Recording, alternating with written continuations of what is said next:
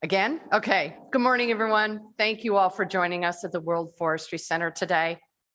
I'd like to start my remarks this morning with a land acknowledgement. Truth and acknowledgement are critical to building mutual respect and connection across barriers of heritage and difference. We acknowledge what has been buried by honoring the truth. We acknowledge the many territories from which we join this call as the ancestral homelands of Native people. We are assembled today in Portland, Oregon. The metro area includes the traditional lands of the Multnomah, Cathlamet, Clackamas, Cowlitz bands of Chinook, Tualatin, Kalapuya, Molalla, and many other tribes who made their homes along the Columbia River. Today, people from these bands have become part of the Confederated Tribes of Grand Ronde, the Confederated Tribes of Siletz Indians, as well as the Chinook Nation and Cowlitz Nation in Washington State. We pay respect to their elders, both past and present. Thank you all for joining me today to celebrate the signing of Senate Bill 762. I wanted to start out this morning by thanking everyone who made this bill possible. I first wanted to start with the members of my Wildfire Council, the more than 40 experts who volunteered countless hours to produce the Wildfire Council report. Thank you. Thank you for your extraordinary efforts.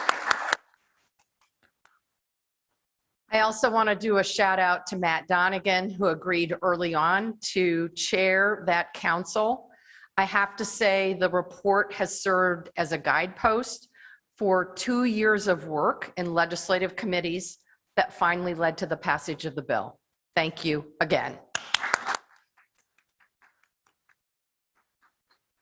In addition to the Wildfire Council, I'd like to also thank Senator Golden for being both a chief sponsor and a chief champion.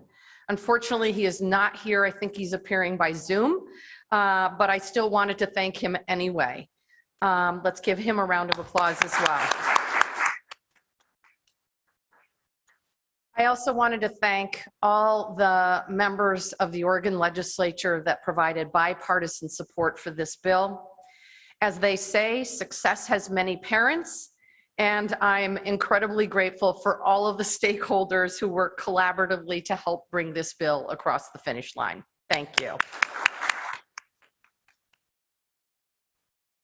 There is another group of people that I wanted to acknowledge and thank before we begin, and I just got off a call with the president this morning. We spent a lot of time talking about this group of people, and that is our wildland and structural firefighters. This year alone, we've already had 9 major fires burn across Oregon, twice as many as we had this time last year. Those on the front line will tell you that the bootleg fire has behaved like no fire they have ever seen before, doubling in size each of the first several days and creating its own weather pattern. It's still the largest fire in the country. Our firefighters, well represented here by Representative Dacia Graber. Please stand up for a moment.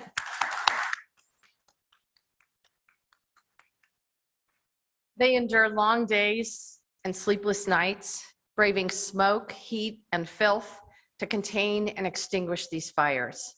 So I want to give a big thank you shout out to everyone who is working so damn hard in Oregon and across the entire West battling these fires. Thank you. There is no doubt in my mind that Oregon has one of the best wildfire response systems in the entire country. But as we responded to these fires over the past couple of years, from the Chetco Bar fire to the substation fire, it was really clear that we were battling with tools used in the last century. We were simply not equipped to fight the fires of this new age, which are faster and more fierce and fueled by the impacts of climate change. We needed to modernize our approach. That's why I established the Wildfire Council in 2019. The Wildfire Council began with the recognition that wildfire affects every single Oregonian and all sectors of our economy. They met for hundreds of hours to better understand the challenges and then find solutions. The council laid out a very robust set of recommendations, including fire hardening new homes in high-risk areas, providing smoke shelters to underrepresented communities, and increasing the boots on the ground and updating the planes in the sky. Unfortunately, I think we all know that the 2019 legislative session ended before we could get these recommendations passed. And that Labor Day, we saw exactly the kind of destruction we feared that would come from fire seasons that have grown hotter, longer, and more intense. I will never forget the red sky over Salem and the thick smoke that blocked the sun. I don't think any of us will forget the horror as we saw towns burned overnight. Thousands evacuated their homes, leaving behind all of their belongings. So many are still trying to rebuild, but what was really, really clear is that Oregon cannot afford to go another session without action. So at the start of the 2021 legislative session, I introduced the fire bill again. Despite the challenges of a virtual session, my team worked with stakeholders, legislators, and other groups to get this bill across the finish line. The $220 million in investments mean building fire-adapted communities, improving our wildfire response, and creating healthier and more resilient landscapes. We know that for every single dollar we spend on fire prevention, that investment is returned 11-fold in saved wildfire costs. We certainly have a lot of work still ahead of us to implement this bill. However, what is really, really clear is that we are laying the roadmap and devoting the resources needed to transform our approach to meet the new challenges of this new era of firefighting. Senate Bill 762 exemplifies the proposition that by working together, we can create a safer, stronger, and more fire resilient Oregon. Thank you. And with that,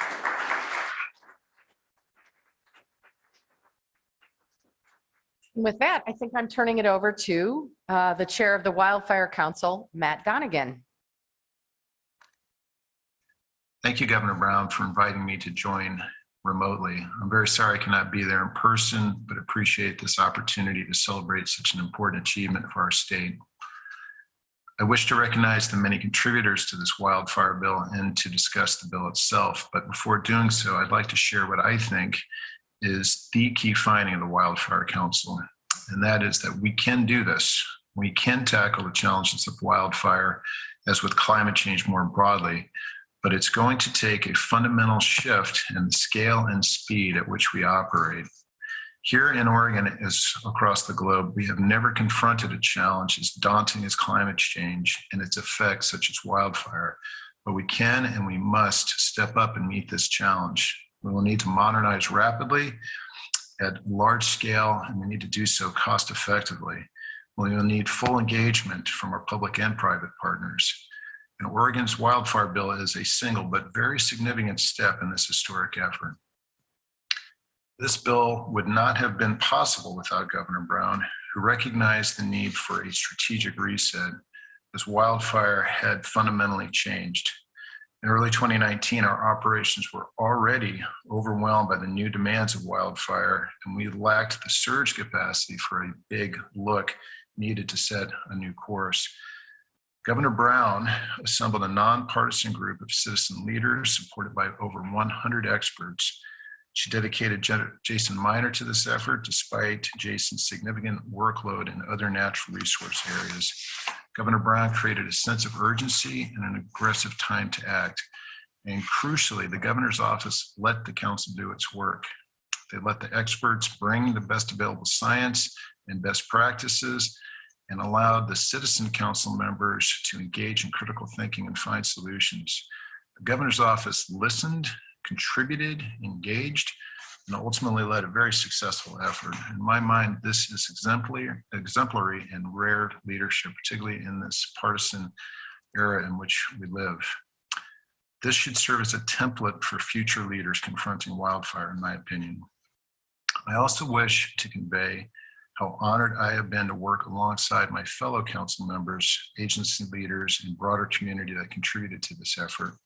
Our state agencies are populated with outstanding public servants, as are our federal agencies, universities, local governments, fire service agencies, and nonprofit and business partners.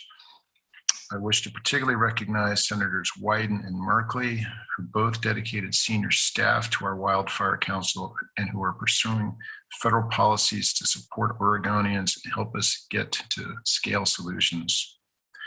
Our legislature also rose above partisanship, rose to the challenge, and undertook the gritty work of translating the council's recommendations into actionable legislation. There are many folks to thank, and suffice to say, I feel very proud of the work that was accomplished. With regard to the bill itself, there are a few key elements I wish to highlight. First and foremost, I applaud its focus on social justice. Wildfire, as with most effects of climate change, disproportionately impacts our most vulnerable communities, and our policies must embrace our fundamental obligations to our fellow Oregonians who are most at risk. Second, our policies must provide holistic solutions. This bill seeks to protect our firefighters who now combat increasingly dangerous wildfires. It also seeks to comprehensive solutions more broadly across our communities. And the bill provides a long-term pathway to protect our natural landscapes at the scale at which is needed. Finally, our policies must embrace the extraordinary changes that our planet is facing. Our council report is not even 2 years old, and already the world has changed significantly since it was published. Labor Day fires of 2020, the historic fires already underway in 2021, the latest climate change reports, all illustrate the fact that our world is changing rapidly and static solutions won't work. Recently, the outgoing U.S. Forest Service chief discussed conducting field treatments within a 10-year time horizon, as opposed to 20 years, which has typically been mentioned. To restore Oregon's landscapes within 10 years will require efforts even beyond the ambitious targets set by the Wildfire Council. Fortunately, our wildfire bill contemplates these needs and provides long-term governance solutions. The creation of a wildfire director position reporting directly to the governor and the legislation of a newly constituted Wildfire Council are very positive steps. We must now undertake the important work that lies ahead, including finding dedicated funding sources, building public-private partnerships, and continuous improvement as climate and wildfire science continue to unfold. This bill is an important legacy for our leadership, but it must be seen as a milestone in a long-term statewide effort to confront this challenge. We owe it to our firefighters, our citizens, and future generations to build upon our work here. In closing, I wish to express my gratitude for the leadership exhibited at many levels across our state, which contributed to this very significant accomplishment.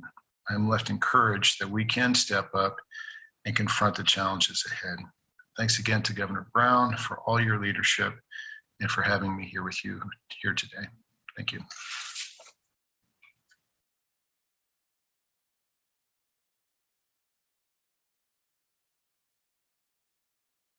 Good morning. My name is Mariana Reese-Temple, and I serve Oregon as your state fire marshal, and I'm very happy to be here today with your leadership and many of those that have provided leadership. I just want to say thank you before my remarks. We're all bonded by the work that you've done over the last 2 years. I consider you all part of the fire family and our future movement in this space, so thank you again. A little under 2.5 years ago, to be exact, March 18th, in this very room, in this very place, many of you embarked upon a deliberate and purposeful conversation on how to advance wildfire protection and prevention in Oregon. Oregonians and fire managers have long discussed the steps that would be needed to protect our landscapes, our community, our firefighter, and our people. And although many of our views and opinions will continue to have conversations past this day, today the signing of Senate Bill 762 is a landmark moment in our history. It will accelerate proactive steps to protect our communities, to advance and modernize our response systems across Oregon, and empower communities to take the steps to reduce the risk and increase resiliency to communities, but more importantly, help those in underserved and underrepresented populations of Oregon. Senate Bill 762 specifically to the Office of State Fire Marshal gives the capacity to make investments in these communities. Two new initiatives that we have as a result of Senate Bill 762 is Response Ready Oregon and Fire Adapted Oregon. And this will give our office the ability to create, support, and sustain fire adapted communities, modernize our response systems and technology, and build on our Oregon Fire Mutual Aid System, which is your 305 fire districts in Oregon. Added capacity and response will look different in a few key ways. OSFM will have improved coordination and collaboration, with the first time ever having boots on the ground in these communities to advance mutual aid and better prepare our communities for response. This action should help in that immediate response and ability to keep fires small and keep fires outside of communities. To reduce fire risk to communities, we will also be working with community leaders, county commissioners, and other elected officials in planning how to build resiliency in your communities. Recognizing the power of Fire Adapted Oregon will provide capacity and resource to support communities at the local level, regional level, and all the way up to our federal response partners. Oregon's complete and coordinated system is strong, and the reality of our wildfire problem will require all levels of protection. Us as Oregonians in preparing ourselves for fire at the local level, regional level, and at the federal level with our response partners. Senate Bill 762 continues to strengthen the system by key investments both into the State Fire Marshal's Office, the Oregon Department of Forestry, Office of Emergency Management, and Oregon Health Authority. These investments are anchored into the 3 tenets of the National Cohesive Wildfire Strategy, again, with an emphasis on supporting those most impacted by fire and underserved populations. As we have seen wildfire increase in size, intensity, and frequency, many have warned that we are running out of time to implement initiatives and adapt. And Senate Bill 762 signifies the work, the effort, and your leadership to beckon the time is now to invest in Oregonians, our people, and our environment. Thank you, Governor Brown, for your unwavering leadership to the fire service.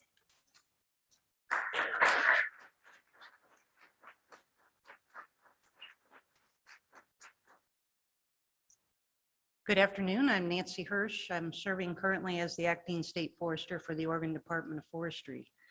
I'm extremely honored to be here today. The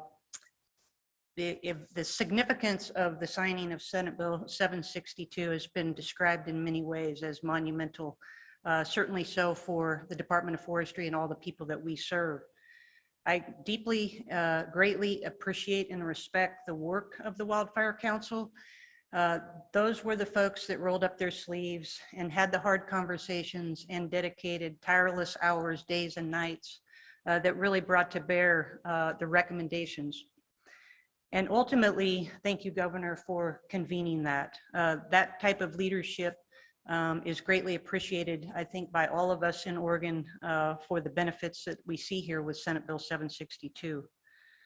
What's critical is that not only were the recommendations a result of that work, but the real meaningful part is this legislation that took those recommendations and turned those into actionable items that many leaders contributed to in supporting to get that across the finish line. And so I want to say thank you to all of those folks and leaders that worked with a wide variety of stakeholder groups to accomplish such that you did. So my career spans across 5 decades of working in the fire environment, and it has changed drastically. As I stepped into this position a couple months ago, and we were already into this current fire year, I visited with our executive team and said, you know, I was here with you the last decade, and I understand those challenges. But as I walked into this fire season, I could clearly see yet a whole new challenge. The rate of change in the fire environment due to the climate conditions, the drought conditions, as well as just the fire behavior requires different action. And Senate Bill 762 does that. So I'm greatly appreciative to that. For Department of Forestry, Senate Bill 762 advances our ability by adding new detection cameras throughout Oregon. Those cameras provide for that the most earliest detection, so that then we can rapidly respond. And those two things combined help us to keep fires small and keep fires out of communities and keep costs down. It also adds firefighting and aviation resources, which has already been talked about here. In today's fire environment, literally today, we are pretty well required to access and utilize both aviation and ground forces together in order to engage a wildfire. That is the extreme nature of the conditions that are on the landscape. So these investments were critical for this year. We also saw investments in fuels mitigation work across all lands towards making our forests and landscape more resilient. As a result of this will reduce the risk of these large, significant, catastrophic wildfires between the forests and communities. Lastly, Senate Bill 762 initiates and advances programs to strengthen the overall state of Oregon's complete and coordinated fire protection system. Mariana and others have spoken to this, but Oregon is unique across the nation. Its complete and coordinated fire protection system is functioning very well and also needs these investments. As a result of these investments, we will be able to at least keep up with and stay in hand with the challenges that we face. And these investments meet those challenges that we're faced with. Our success ultimately relies on our partnerships. And I want to lastly close with a couple comments around this. Our partnerships within this complete and coordinated system rely on, right up front, the local landowners, both small and large, the operators and contractors that are in the forest, the Oregon State Fire Marshal, the U.S. Forest Service, the Bureau of Land Management, the U.S. Fish and Wildlife Service, the Bureau of Indian Affairs, other states. I know I'm missing some, but the fact is it takes all of us, and as well, all of our Oregon federally recognized tribes. Combining this highly functioning, complete and coordinated system, along with these investments, expands our ability to meet our variety of missions and for us to provide sustainable forestry in Oregon and keep forests green and growing and assuring the safety of communities, firefighters, and protecting our natural resources. These are the benefits that all Oregonians deserve. Thank you very much.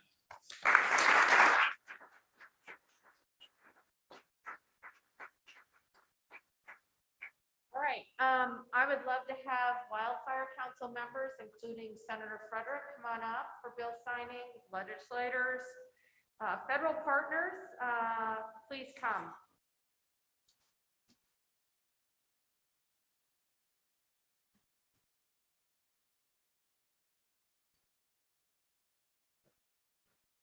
Thank you. Come on in. All right, Michelle. Yeah. Okay. Okay. They sat through a lot of sun earlier this week when I signed every bill, so. All right, get close. You know, I know, close COVID, so, all right.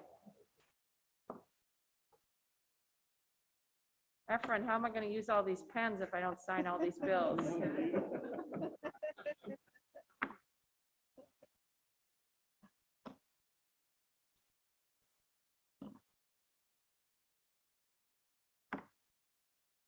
I'll do two. How's that?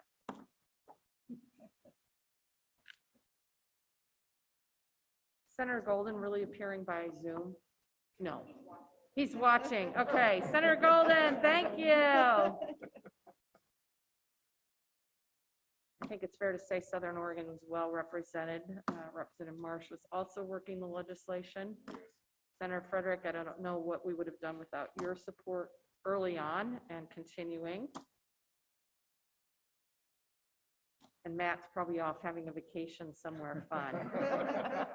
You all laugh because you know that's exactly what's happening. All right, finally, Senate Bill 762. Yay.